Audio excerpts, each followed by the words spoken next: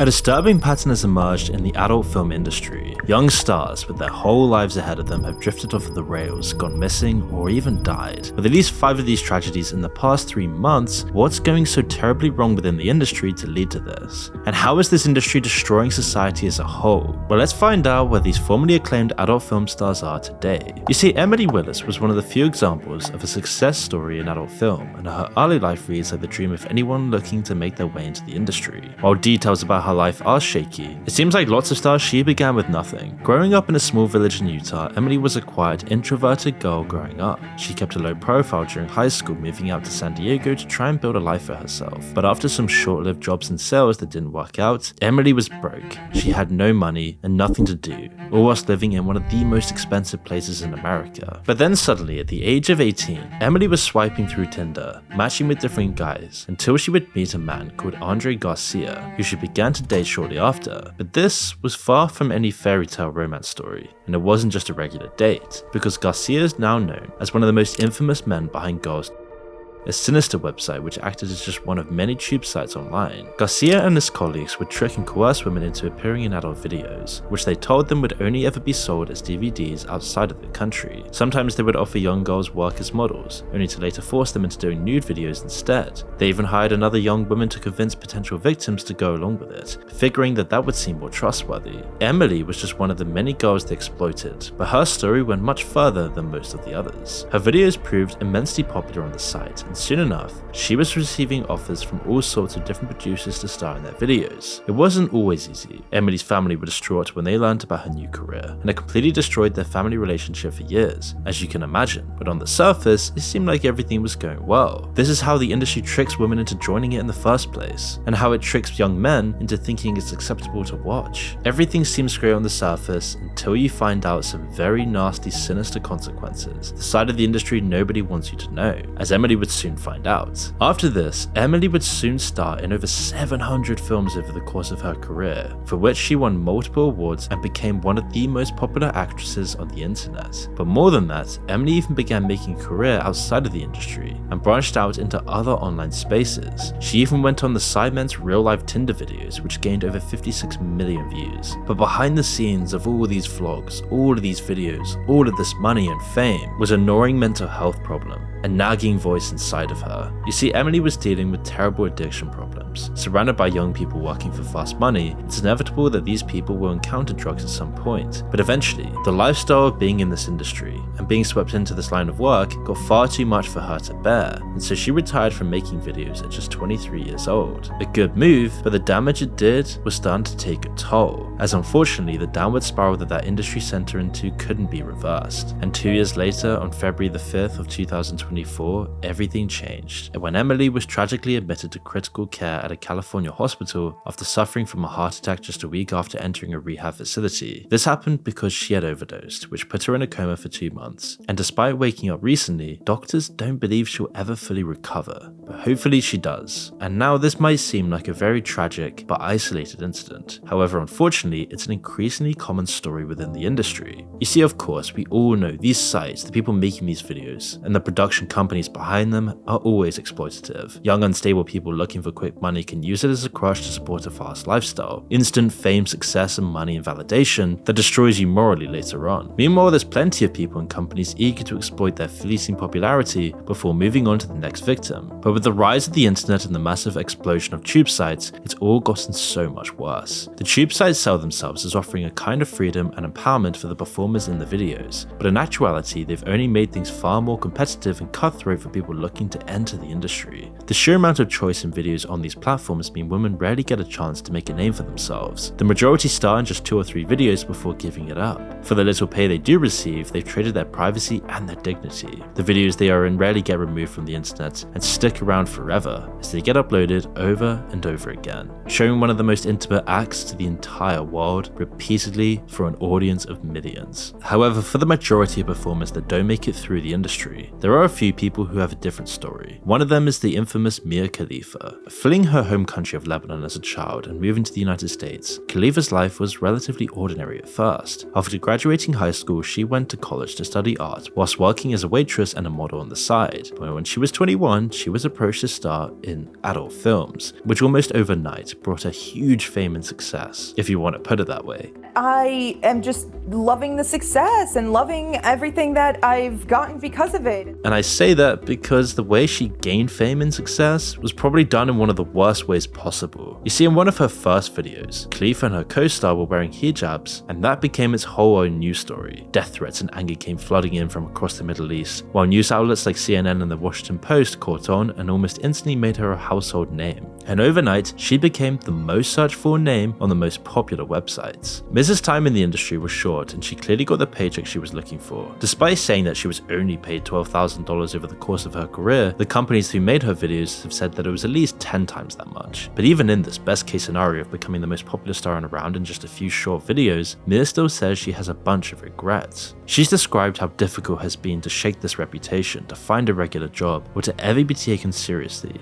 I would say that if I had never met that person, I never would have done the things that people know me for doing, and I could have just been living life normally, making $18 an hour, hopefully, somewhere. But you can't feel too sorry for her. I mean, it's hard to distance yourself from the industry that brought you your fame, especially when you're still using the same false name that most people know you by. Her criticism of the industry rings hollow when she still runs an OnlyFans and profits off of the fame she made from it. Simply working as an actor in any way in the industry has permanent consequences. Even with all of the fame and money that Mia got from her short-lived career, it will never buy back her privacy or remove all of the content that still continues to haunt her today. For most actresses and actors though, they get far less money and fame and still have to deal with all of the same consequences. They can't live off a few months' work for the rest of their lives by appearing on podcasts. They have to get real jobs. Something that a career in the industry makes a lot harder if it ever gets out. There are other problems that such a career can make for you, even though society is still squeamish about discussing it. Studies have shown time and time again that for many people out there, having a large number of partners before marriage can sometimes make it more likely that you will actually get divorced. Of course, this isn't an ironclad rule, and it doesn't mean that your past determines your future, but it is still a social pattern. Even taking in Mia Khalifa's string of divorces into account seems to prove the point, especially if you have this content out there on the internet. I mean, commodifying your past relationships and selling intimacy as a product is always going to be worse for your future happiness, and especially terrible if you ever get married and the guy finds out. Even though this is a harsh truth for serial dating that society expects and celebrates today, it doesn't make it any less true. It's less clear whether simply watching adult films has the same effect though. We at least know that it can have a negative effect for people already in serious relationships. Whether it makes a difference beforehand is still kind of up in the air, but you can imagine it probably would. But as we'll soon find out, this may be the least concerning problems that people in the industry face. It can be easy to focus solely on women in the industry. It's inevitably what most of the actual films are focused on. They're the big names that draw the biggest audiences, but tons of the same problems that women face are equally challenging for men as well. Bill Bailey was just one of those male stars. To begin with, making it as a man in the industry is more harder than you'd think. The pressures to perform under harsh lighting for hours at a time isn't something that most people could ever deal with. The use of performance enhancers like Viagra is so widespread it's almost expected. But those who can deal with the pressure and make a name for themselves can often have far longer careers than women, starring in lots of videos. Bill Bailey was one of these men, appearing in over 2,000 videos across his career. Viagra isn't the only drug that gets abused in the industry. The use of other stimulants like amphetamines are very common, as well as heavy alcohol use to deal with this lifestyle, and it was this fight that would lead to Bill's tragic death. You see, whilst attending an industry expo in early March of 2019, people reported seeing Bill drinking heavily throughout the day. Later that night, while staying in a 4th floor apartment with his girlfriend, Bill fell over the handrail of his balcony and plummeted 4 stories to the ground, and local reports claimed that he was involved in some kind of argument before the incident, but authorities ruled that there was no foul play involved. Obviously though, male stars working within the industry are a very small group compared to all of the men that are affected by it. However tragic the performances' stories might be, the real changes to society come from mass consumption by the audience and the effects it has on them. We've known for about 20 years now that addiction and addictive behaviors cause fundamental negative changes to the brain. Studies on addictive drugs show damage to the frontal lobes from sustained use. It isn't just the effects of the substances themselves. Even in people with an addiction to food, we see the same degradation and loss of brain matter.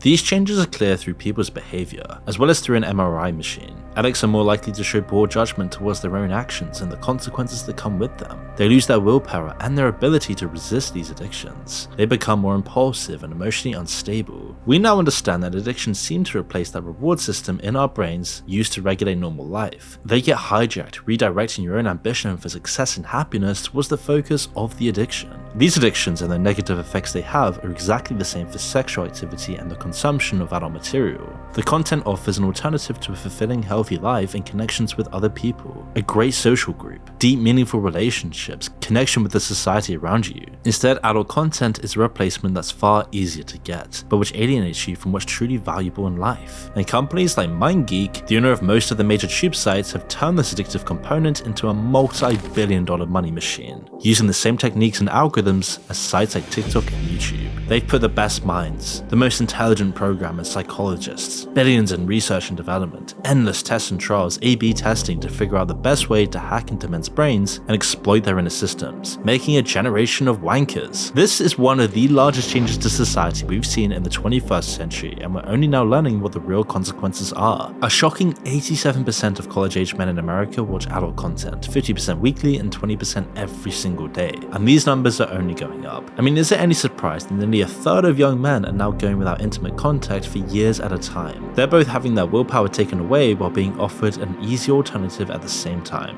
That ambition to do great things and accomplish something in your life is being squashed and redirected, all to line the pockets of some shady people at a shady company that nobody's even heard of. Coincidentally, MindGeek recently changed their name to ALO, a few months after a documentary was released on Netflix shining a light on their shady practices. And at the bottom of this pyramid are all the countless stars and performers that produce the content that fuels this money machine, making schoolgirls, normal people, broke people, anyone and everyone to become their own stars and make their own OnlyFans, whilst addicting almost every single man to becoming more disconnected from society. Most of the people who make their way through the industry pipeline come out the other end with a few dollars and a bunch of regrets. Recruiters look for people with troubled backgrounds, who have enough of a negative self-image to consider the work in the first place. But the work never solves their problems, and generally makes them worse. Even the famous and popular performers can easily hit rock bottom once the work dries up, just like the subject of our next story, Jenni Lee. Like most of the people we've talked about today, Jenni came from humble beginnings. Born in the early 80s, she grew up in Clarksville, a small city in Tennessee, before beginning her career as a model, then as an adult film star. Her looks and her personality quickly caught on in the industry, getting her work in over 100 films to date. From 2003 to 2009, Jenni made a name for herself, rising up the ranks and becoming incredibly popular with fans. Even today, over a decade after she retired, her name is still on the list of top performers on tube sites. And yet despite her work, Jenni got married at just 22 years old, although rather expectedly by 2006 she was divorced from her husband. But the question is, where is she now? Well, it's not really a fairy tale ending. After trying to leave the industry in 2009, Jenni Lee moved to Vegas to work as a model, but we can gather that her career didn't actually plan out as expected. She was still allegedly appearing in films all the way until 2016, when she appeared to drop off the face of the earth. That was until 3 years later, when a Dutch film crew exploring the tunnels under Las Vegas inexplicably found her living there in a vast network of homeless people. The brief interview they conducted with her is shocking to watch, but by her own admission, she seems kind of okay with how things turned out. But I'm happy. I have everything I need here. It's thought that between 1,000 and 1,500 people live in the tunnels under Sin City. Jenni describes their life as hard, but that the shared struggles breed a sense of community amongst the other lost people who made their lives underground. Now, of course, there's a bunch of dangers here, from flash floods and sewage to rats, addicts, and extreme temperatures, not to mention crime. However, since this interview, not much has been known about Jenni's life. She might still be down there, scratching out and living amongst other people who don't judge her for her looks or her background. It should be clear at this point what's going on in the industry. It takes people who are generally already unstable because of their childhoods and lures them in with fast money. They trade away their dignity and their privacy, and even if they're successful, the industry will just spit them out a few years later. This has been going on for decades, but the question still remains, why is it getting worse now? Websites like OnlyFans and other self-promotion tools claim they're giving the power to the performers and taking it away from a predatory industry, which is a crazy thing to say when these sites are just incentivizing normal regular people to start becoming online adult stars. And if their claims were actually working, we wouldn't be seeing the disturbing rise in the casualty communities. Instead, OnlyFans is one small part of a group of problems that are hitting performers one after another. The site essentially helped carry on the work of the tube sites by creating a single global marketplace. While this might sound liberating, in fact it only makes the competition far harder for actresses that would have had stable deals with production companies just a decade or two before. In the same way that dating apps have made it far harder for men to find someone by giving people so many different options, it's done the same thing to the adult film industry. Then there's all the problems that people working in the industry already faced, that have only gotten worse. There may not even be that many more substance abuse issues than there were 5 years ago, but the risks today are far greater. New synthetic drugs, which are both far more potent and far more deadly, have flooded the market, and are used to numb the pain and fill the dad-shaped hole left in these stars. And as their drugs get more and more tainted, they need higher doses to even live with their lifestyle choices. It's making the lives of these performers far more dangerous. The mental health crisis that the rest of the world is going through is just as bad as in the adult film industry, if not more so. Performers in the industry get PTSD at 70% of the rate of combat veterans, either from the trauma that brought them to the industry in the first place, or from trauma which happened on set, and even after being on set. At the end of the day, it's an industry of victims. It preys on the weak and broken to make its content, whilst trapping its audience in an addictive cycle. As long as video cameras still exist, the industry isn't going anywhere, but new technologies like AI threaten to change everything. On the one hand, replacing the jobs of performers with AI could ultimately lead to fewer broken lives, but it would also make things far worse for the audience. Giving people access to a way to visualize whatever their desires might be would only make people go further down the addiction rabbit hole. We're already seeing that happen with deepfakes today. With the crazy stuff with AOC and Trump together, you can only imagine what sick things will be made in the coming years. And the efforts of some states to ban the content entirely and stop people from accessing it won't work either. Even just banning adult entertainment sites, like the state of Texas did with Pornhub, isn't enough to stop the flood. In the same way that prohibition never worked for drugs or alcohol, or anything else, people always find a way to get access to it if the root problem is still there. If the discontent, loneliness, alienation is all pervasive within their society, people will always flock to this content to fill the gaping hole inside of them. In fact, it will completely shut down the kinds of regulation that could actually reduce the harm that the industry causes. The only way for people to really protect themselves is to isolate yourself from it entirely. Breaking that addictive cycle and not fueling an industry that entirely relies on exploitation is the only way to make sure it can't ruin your life.